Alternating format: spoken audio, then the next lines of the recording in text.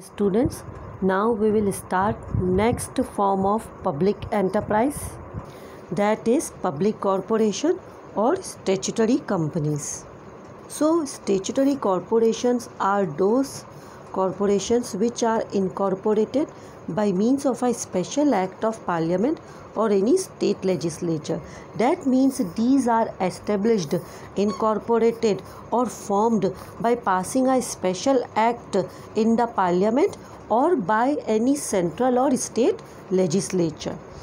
These carry their operations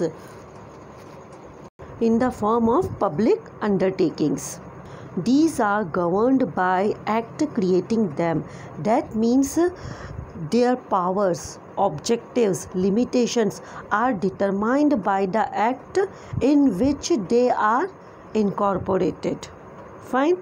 These are financed by the government only.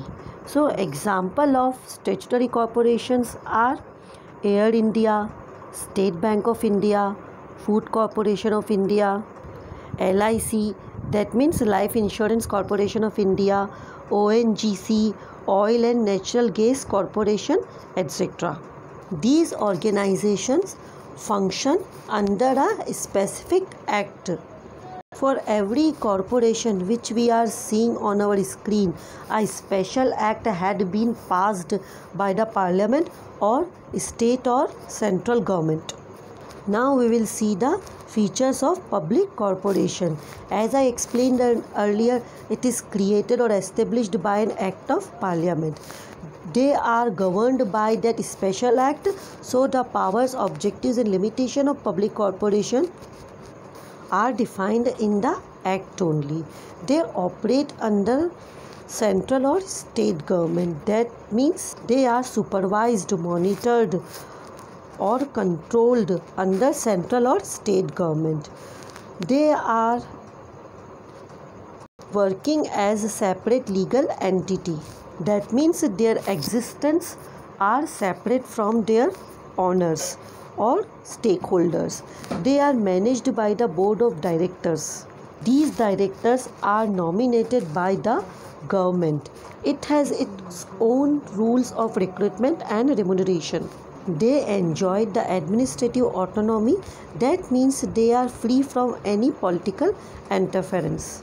That means if they wish to take any kind of crucial decision, they are not dependent on the government for the execution. Next one is, the main motive of their establishment is to provide service to general public. They are accountable to the parliament of state or central legislature for their operations, as they have to submit their annual reports on its working. Their accounts are audited by Comptroller and Auditor General, which are government authorities. Now we will see the merits of public corporation. Number 1, administrative autonomy. It manages its affair with independence and flexibility. That means they can carry out their management activities without the interference of state and central government, and they can take any kind of decisions regarding their corporation independently. So number 2 is quick decision.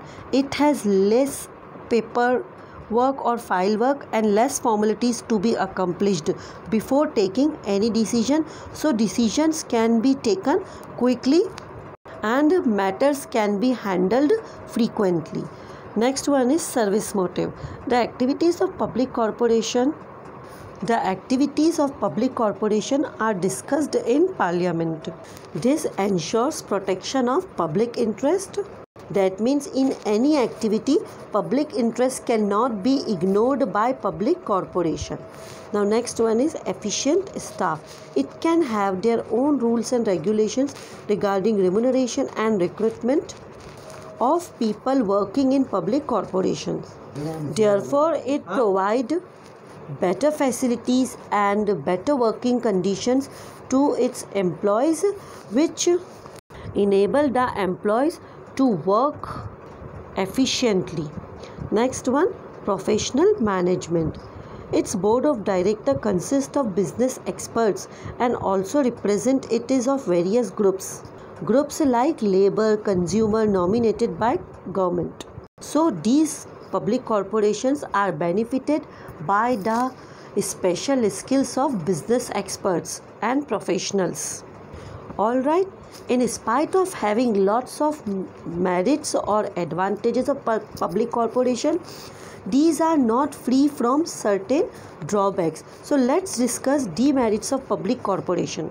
As we discussed, autonomy is one of the advantages of public corporation, but these autonomies are on paper only.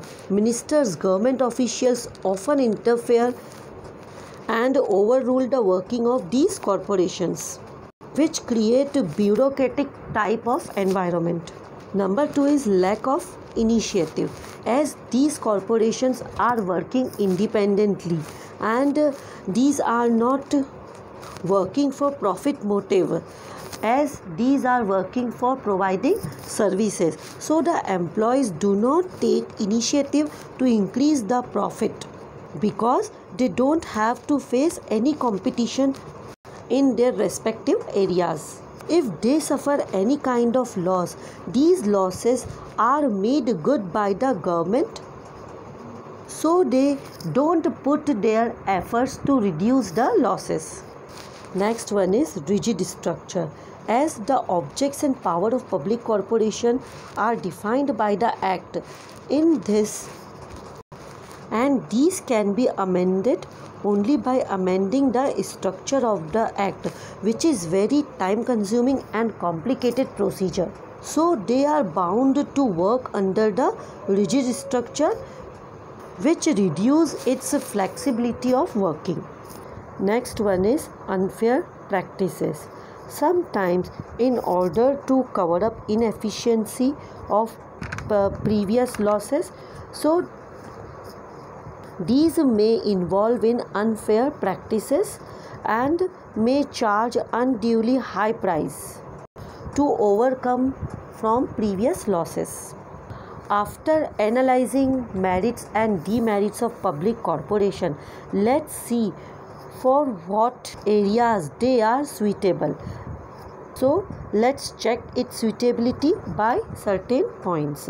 So these are suitable where require monopoly powers, where require special powers which are defined by the acts or statute, where require regular grants from the government, where require appropriate combination of public accountability and operational autonomy. All right, now it's over. Thank you.